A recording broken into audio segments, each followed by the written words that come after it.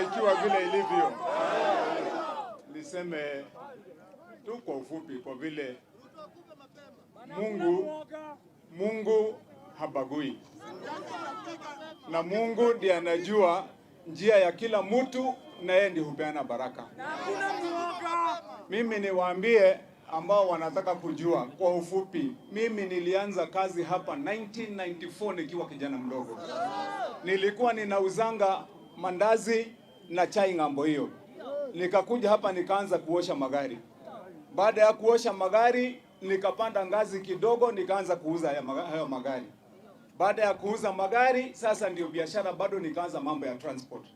Nimejilelea hapa kutoka kijana, na wakati nilikuja hapa nilienda mpaka kule kwa watu wa reli. Nikachukua lease ya 65 na ninalipanga kila mwezi tunalipa. Lakini haya ambayo yametokea leo ni mipango ya siasa. And I'm asking myself, when will this political persecution end for me? Kwangu kama gavana wa Kiambu, hii mateso ya kisiasa itaisha ama itafika wapi? Kwa vile hapa mimi hapa nimeajiri vijana wengi sana hiyo miaka yote. Kutoka wakati hapa mimi ndio niende kufanya kazi Kiambu kama gavana. Baada ya hiyo hapa kuna wanabiashara wengi, na nataka niseme kwa wanabiashara ambao wameharibiwa mali yao usiku, niwaambieni pole sana. Waliniamini na wakatuamini, wakakuja wakaweka tu biashara yao ndogo ndogo, watu ya M-Pesa, kuna watu wa kuuza chakula kidogo pale, kuna mtu alikuwa na kahoteli, watu ya kinyozi, wote imebomolewa usiku wa leo. Na mimi nasema poleni kwa hawa. Niseme kwa vile mimi namwamini Mwenyezi Mungu ya kwamba vile wachungaji wetu hapa wamesema, najua wamenifanyia haya lakini mikono bado niko naye. Wamenifanyia haya lakini akili bado niko naye. Na nyinyi wote mnajua, watu wa hapa Nairobi, watu wa Kenya mzima wamekuwa wanaona, watu wa Kiambu wamekuwa wanaona. Gavana wa Matangi, mimi nilisema ile kitu nataka kufanya ni kazi, mambo ya siasa sitaki. Na ndio nikafanya hiyo kazi yote ambayo mnasikia Kiambu tunajivunia sasa tumefanya. Kujenga mahospitali zaidi ya 26, kujenga mashule ya watoto zaidi ya 512, kuweka mataa karibu 1024 za sola, kuhakikisha ya kwamba kule tumejenga masoko, sasa masoko 12 imejengwa na kaunti, na tumetengeneza sasa, tuko kwa mfumo wa kutengeneza mabarabara. Hayo mambo yakitokea kule ndio mnasikia sisi tunasema Kiambu kazi ndiyo hiyo na roho ndiyo hiyo. Sasa usiku vile nyinyi mnaona imekuwa sasa ni siku 5 mfululizo. Kila siku tunasikia wakisemekana Wamatangi ujichunge, kuna watu wanakuja kukubomolea usiku. Na mimi nikasema wacha watu wangu wenye walikuwa hapa kazini wajihadhari, lakini kwa bahati mbaya wamebomolewa. Hizi risasi mnaona hapa, hizi risasi hizi zimepigwa hapa usiku zikiwa line. Na sasa swali langu ni kwamba nyinyi mnasikia, mnajua ni kuna Sunday nililalamika nikasema kuna risasi imepigwa nyumbani kwangu. Jana nilijikaza nikasema hata kama mali inaharibiwa sitafika hapa, kwa vile sijui kama hizi risasi zilikuwa zimewekwa zinilenge mimi mwenyewe wakati wa giza.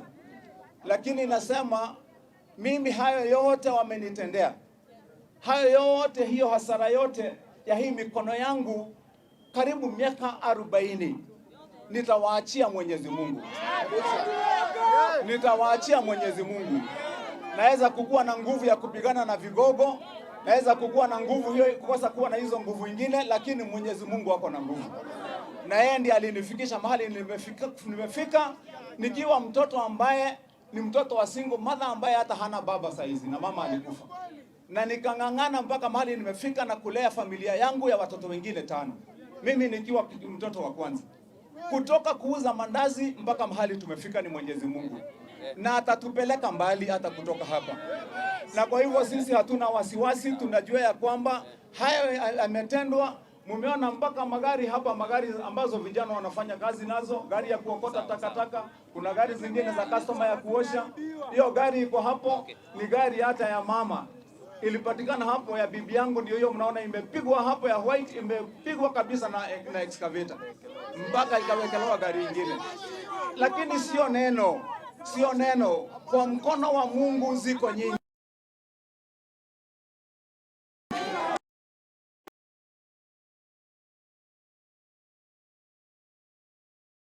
Vipeana na niseme kwa ufupi,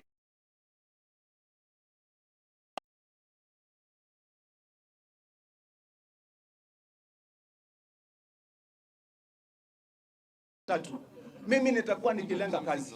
Wenye wanataka kunivuta kwa siasa ndio watafute njia ya kunimaliza, sitaingia kwa siasa. Lakini 2027 mwezi wa 3 nitakuwa kwa hiyo siasa, na nitatafutana na kiti ya gavana wa kaunti ya Kiambu.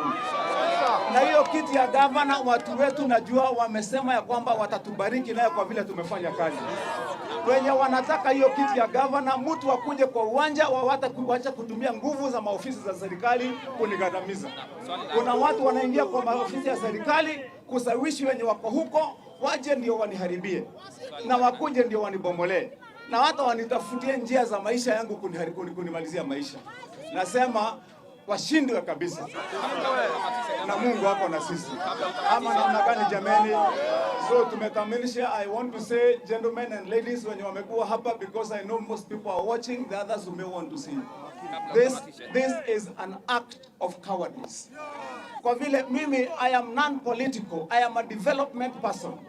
This is intended to silence me and to remove me from my development agenda, so that I can become just like anybody else who has no name. But I have made a decision that I'm going to work for the people of Kiambu completely, without a single word of politics until 2027. But that does not mean that I will not run for governor. I will be the governor of Kiambu, God willing. And the people of Kiambu have decided that because of the work that we are doing, they are going to give us this seat back. Na kwa hivyo mtupata Nairobi, mtutafute wapi, sisi tutahakikisha kwamba kazi yetu ndio itaongea. Mikono hamutatukata.